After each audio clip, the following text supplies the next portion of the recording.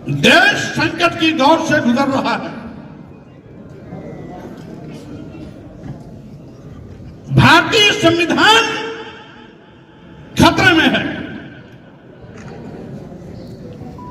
लोकतंत्र की हत्या की जा रही है।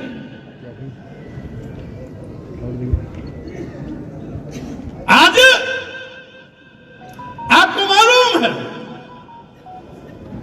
कि भारतीय संविधान की व्यवस्था के साथ खिलवाड़ किया जा रहा है।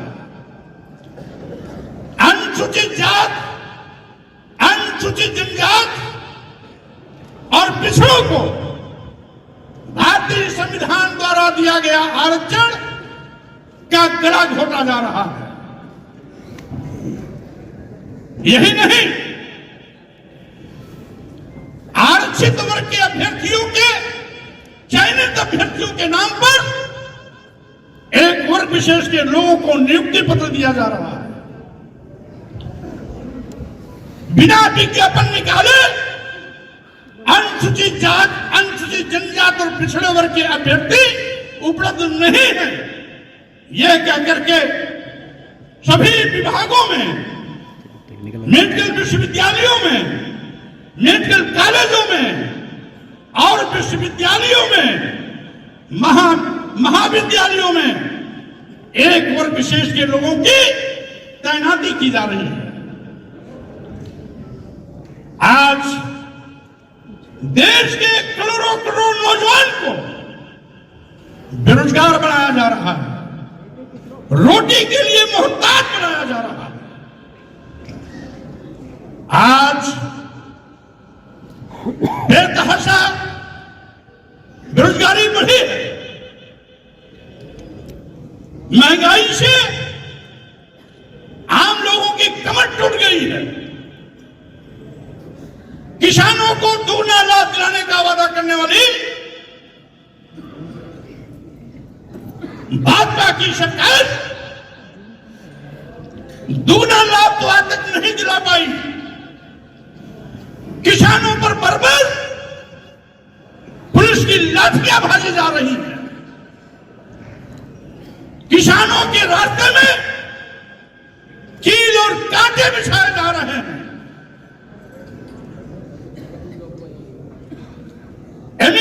एमएसपी की मांग करने वाले किसानों को दुश्मन जैसा व्यवहार किया जा रहा है। यही नहीं साथियों, देश के लघु एवं मध्यम व्यापारी, जिन लोगों ने इनको सरकार बनाने के लिए कभी वोट भी दिया था, नोट भी दिया था, पहले उनका शोषण जीएसटी के नाम पर किया गया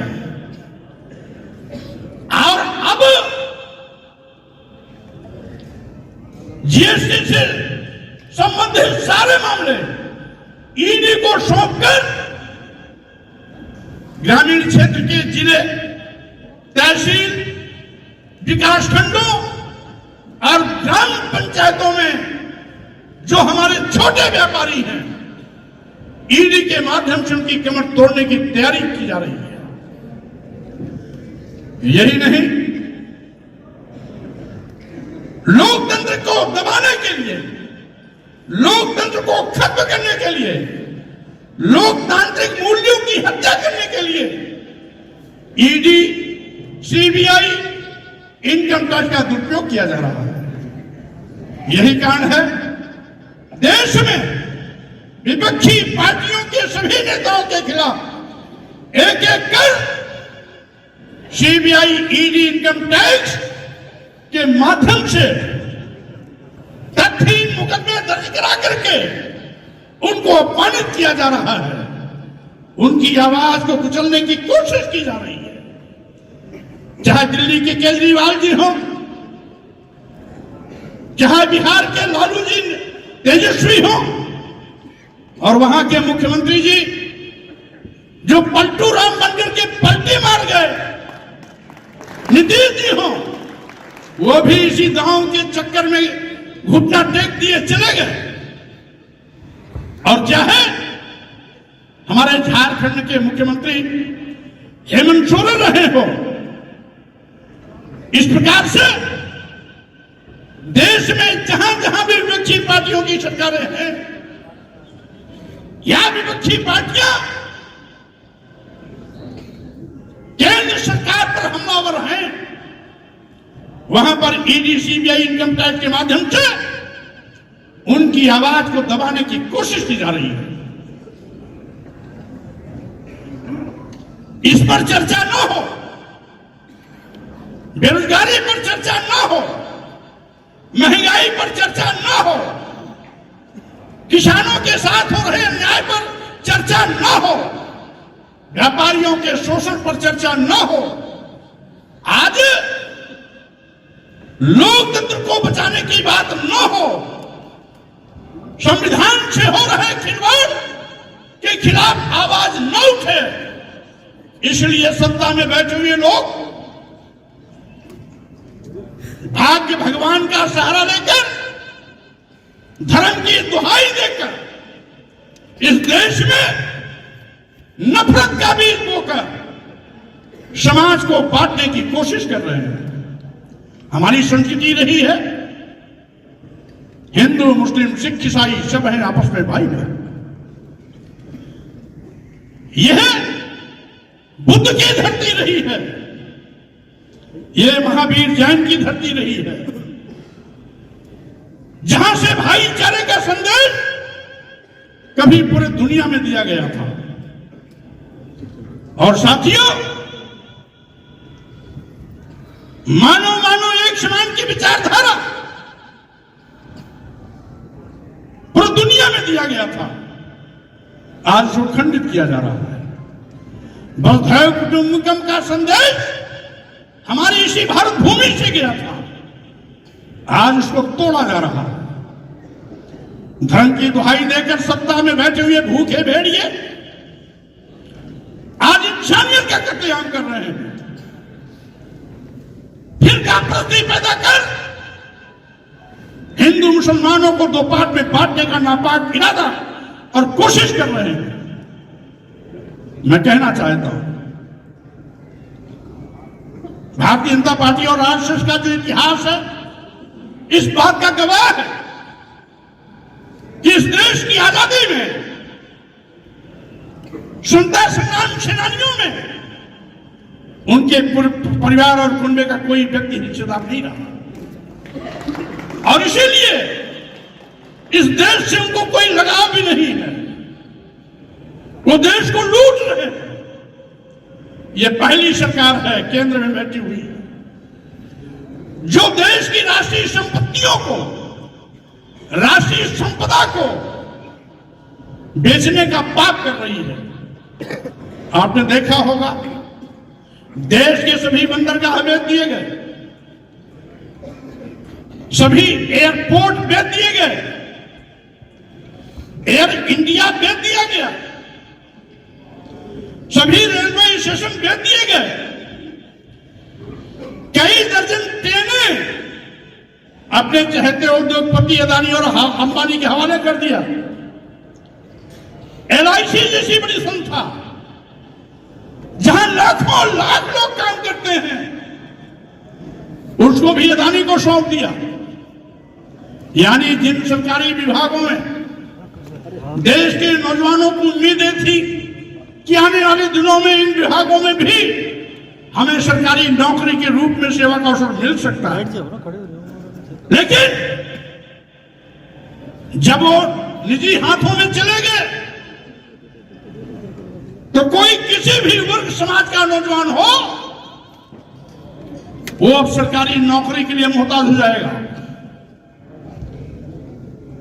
सरकारी विभागों में ही आरक्षण लागू होता है। जब एक एक करके सारे सरकारी विभाग अदानी और अंबानी के हवाले कर दिए जाएंगे तो अनुसूचित जात का आरक्षण लागू नहीं हो पाएगा, अनुसूचित जनजात का आरक्षण नहीं लागू हो पाएगा, पिछड़ों का भी आरक्षण नहीं लागू हो पाएगा। आरक्षण न देना पड़े इसलिए यह सरकार एक साजिश के तहत सरकारी विभागों को सरकारी उपक्रमों को निजी हाथों में बेचने का पाप कर रही है। सरकारी संपत्तियों को बेचने का मतलब यह सरकार देश को बेच रही है। देश की जनता की गाढ़ी कमाए खून पसीने की मेहनत से आई हुई टैक्स के बिना पर बने हुए सरकारी संपत्ति संपदा और विभाग एक एक करके उद्योगपतियों के हवाले किए जा रहे हैं। जो भी विज्ञापन आता है पिछड़ों के 27% आरक्षण के बजाय 27 के सापेक्ष मात्र कहीं 5% दिया जाता है, कहीं 8% दिया जाता है। अनुसूचित जाति अनुसूचित जनजाति के आरक्षण 22% के सापेक्ष कहीं 4%, कहीं 3%, कहीं 2% में समेट दिया जाता है। यहां तक कि तमाम विभागों में हमने यह भी देखा कि विज्ञापन में ही कहीं कहीं पिछड़ों के आरक्षण को 0 कर दिया जाता है, तो किसी विज्ञापन में अनुसूचित जाति के आरक्षण को 0 कर दिया जाता है, तो कहीं पर अनुसूचित जनजाति के आरक्षण को 0 कर दिया जाता है। साथियों, आज ये सरकार देश के लोगों के आंख में धूल झोंक रही है। एक कहावत है, गांव में लोग कहते थे, राम नाम जपना पराया माल अपना। ये भारतीय जनता पार्टी के लोग राम राम जप करके पूरे देश का माल हड़पने की कोशिश कर रहे हैं। सावधान हो जाना।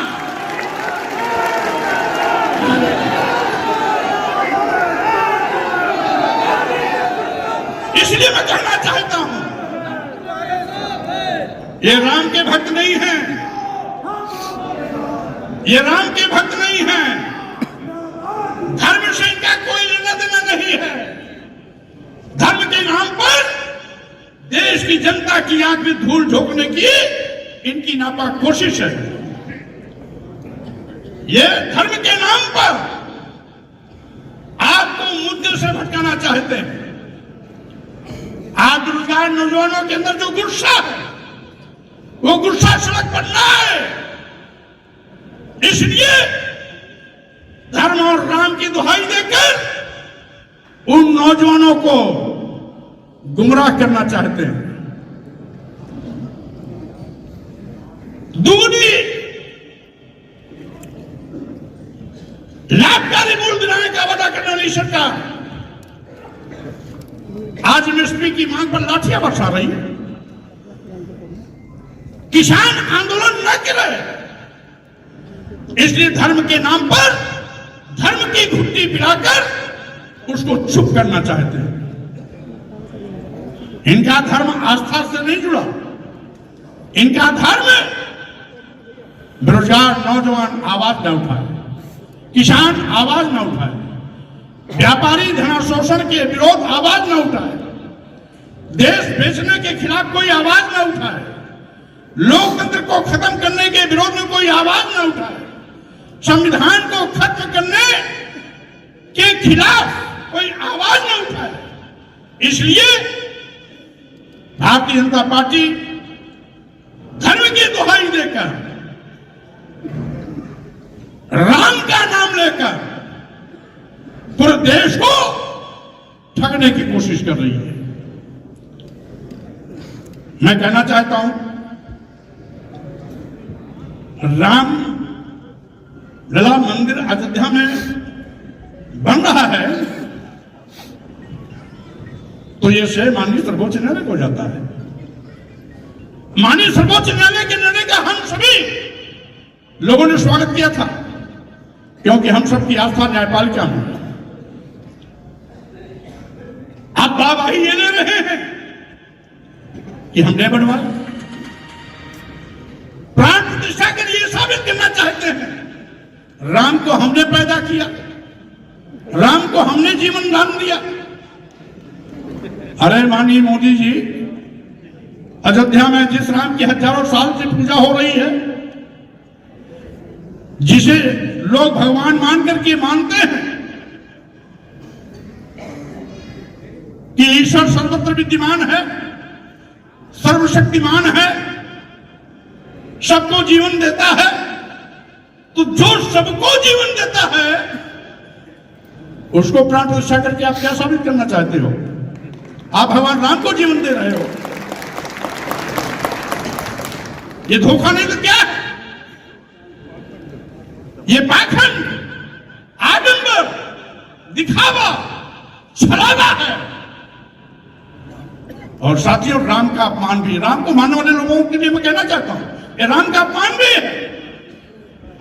भगवान की प्राण प्रतिष्ठा करने की क्या आवश्यकता है? जो सबको जीवन देता है उसको जीवन देने वाले मोदी जी कैसे?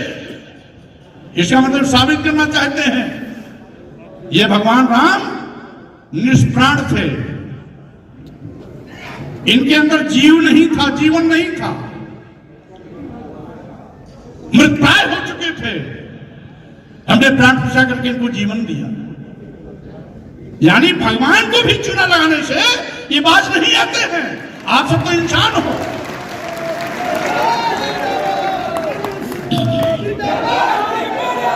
यानी आप सब तो इंसान हो, ये तो भगवान को भी धोखा देने में माहिर है। इस हिसाब से मैं कहना चाहता हूं, आज इनके गुमराहियत में मत आना। आज इस देश के नौजवानों को नौकरी चाहिए,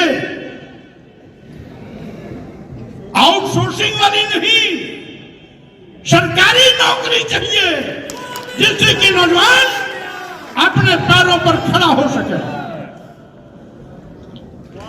महंगाई से आम जनता की कमर टूट रही है।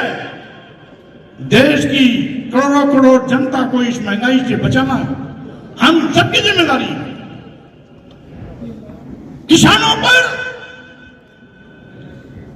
ड्रोन के माध्यम से आंसू गैस छोड़े जा रहे हैं, रबर के बुलेट से फायरिंग की जा रही है, रास्ते में कील कांटे बिछाए जा रहे हैं। किसानों को दुगना लाभ न देना पड़े, ये आवाज दबाई जा रही है।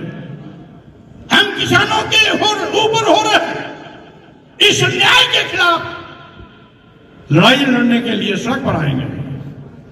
इसी के साथ ही साथ आज जो लोग मंसूबा पाले हैं, अभी पूर्व मंत्री श्री भगवती सागर जी एक अखबार की कटिंग दिखा रहे थे जिसमें आरएसएस ने अपना उसमें दिया था कि नए संविधान का प्रारूप क्या है, यानी संविधान बदलना चाहते हैं। साथियों, जानते हो इस शोषण लाने के लिए हमारे देश के तमाम सामाजिक परिवर्तन के महापुरुषों ने एक लंबी लड़ाई लड़ी। कभी संतों गुरुओं ने लड़ी, संत रविदास जी ने लड़ी, संत कबीर जी ने लड़ी, गुरु नानक जी ने लड़ी, तो कभी हमारे सामाजिक क्रांति के अन्य महापुरुषों में सामाजिक क्रांति के अग्रदूत ज्योतिबा फुले जी ने लड़ी। इस देश की प्रथम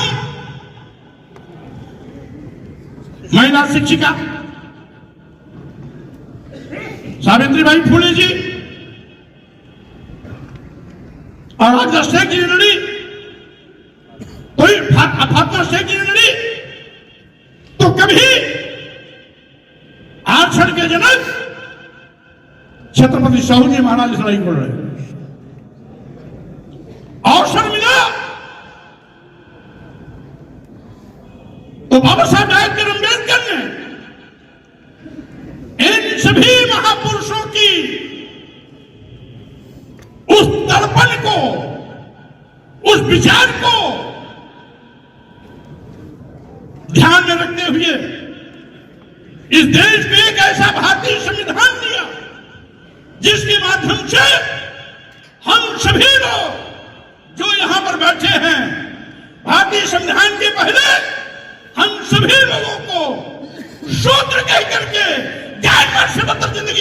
मजबूर किया जाता रहा। हमें भारतीय संविधान बनने के पहले हमें पढ़ने लिखने का अधिकार नहीं था। इस देश की महिलाओं को भी पढ़ने लिखने का अधिकार नहीं था। आज हमारी बहनें और बेटियां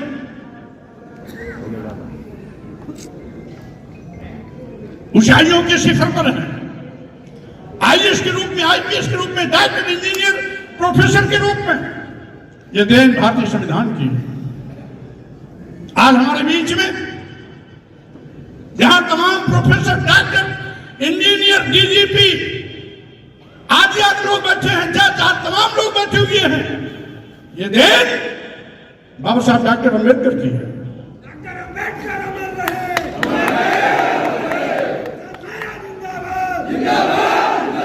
क्योंकि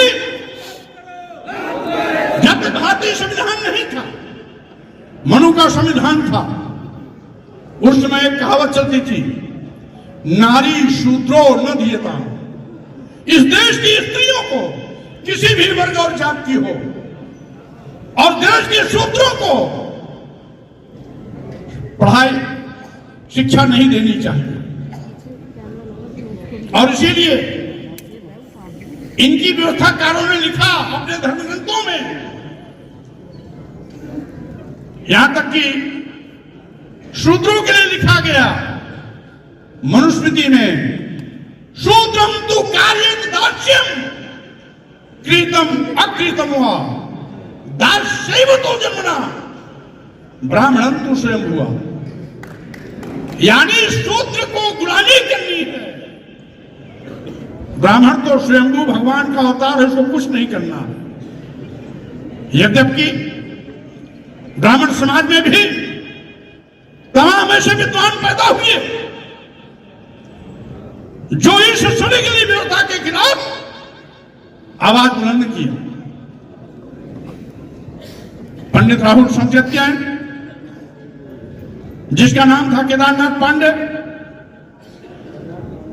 उन्होंने इस व्यवस्था को खुल करके विरोध किया। और साथियों, प्रोफेसर पंडित जगन्नाथ उपाध्याय जी, जो बीचू के पाली भाषा के हेड ऑफ डिपार्टमेंट हुआ करते थे, इस जात पात, छुआछूत, ऊंची, भेदभाव मूलक व्यवस्था पर कड़ा प्रहार किया। आज भी ब्राह्मण समाज के तमाम ऐसे विद्वान हैं जो दलितों, आदिवासियों, पिछड़ों, अल्पसंख्यक समाज के साथ हो रहे अन्याय के खिलाफ मुखर होकर आवाज उठाते हैं। लेकिन कुछ ऐसे भी लोग हैं वो अपना सम्मान तो चाहते हैं, लेकिन और किसी को सम्मान नहीं देना चाहते। बाबा साहब डॉक्टर अम्बेडकर इसके जीवंत मिसाल थे।